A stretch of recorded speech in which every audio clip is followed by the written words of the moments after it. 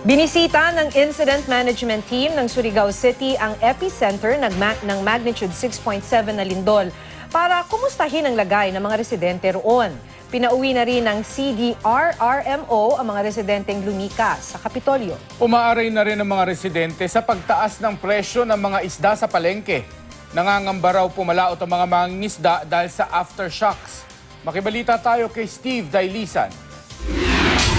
Sa pamamagitan ng aerial assessment, nakita sa unang pagkakataon ng Incident Management Team ng Surigao City ang sitwasyon sa ilang na-isolate na isla sa lungsod kasunod ng lindol. Lumapag ang team sa Barangay Talisay, Nonok Island para alamin ang kalagayan ng mga residente. Kitang-kita ang mga bitak sa bahay, covered court at pantalan sa lugar. Ito yung epicenter talaga ng lindol, which is the Barangay Talisay. Na-assess natin na good to note na may kuryente sila dito. May tubig din so far.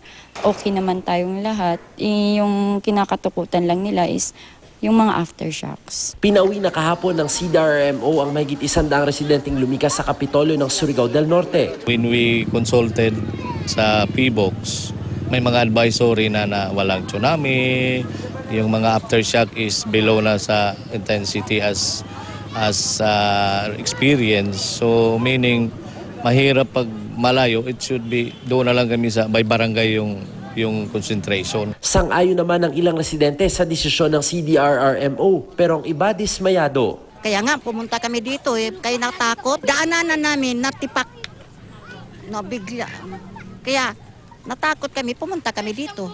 Okay lang naman ma'am na makawi kami. Paano ho yun? Natatakot pa rin ho ba kayo?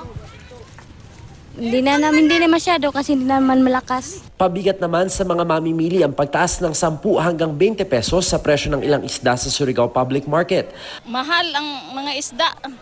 Mahirap sa budget. Kung pa kunti-kunti lang ang aming mabili. Ayon sa mga nagtitinda, kakaunti lang ang supply ng isda kaya tumaas ang presyo nito. Ang ibang stall sa palengke, sarado. Natatakot din pumalaot ang mga mangingisda dahil sa aftershocks. Maski kami, natakot din kami dito sa palengke kasi ganun ang lindol. Tumatakbo kami palabas. Sa Sabang 3, Surigao City naman, problema pa rin ang supply ng tubig. Napakahirap talaga ma'am kasi mismo pangligo wala. Tapos manginom, hirap din. Kaya naman ang rasyonan sila ng tubig, nagpalakpakan ng mga residente. Wala namang limit kung ilang lalagyan ng tubig ang maaring punuin kada residente. Kitang-kita naman mula sa himpapawid ang laki ng pinsala sa Anaw-Awan Bridge. Tulad ng tulay na ito, gumuhuri ng bahay ni Jervic Butron. Importante ka yung buhay, yung pangalawang buhay kahit yung bahay. Ay biras namin pinag-ipunan ng misis. Nagluluksa rin ang pamilya ni Mang Lorenzo de Guino na bigong ma-recover ng buhay ng Philippine Army. 7 iba pa ang patay habang mahigit 200 ang sugatan. Tulad ni Aling Eldelita na tinamaan ng bloke ng semento sa binti at anak niyang si Gilbert na tinamaan sa ulo ng hamba ng pintuan. Baan mi? Baan yapon? Kay basin mo kusog na pod. Dili na ko kalakaw. Tataranta ho. Tsaka yung nabibigla. Nag-inspeksyon naman kahapon ang Association of Structural Engineers of the Philippines sa mga gusali sa probinsya. Kabilang sa kanilang mga sinuri ang Surigao State College na isa sa mga napinsala ng lindol. Ang isa sa mga gusali ng universidad na itayo noong 2009. Apektado ngayon ang mahigit 3,000 estudyante ng universidad. Hindi mo na kasi ipagagamit ang gusali at suspended indefinitely ang mga klase sa Surigao City.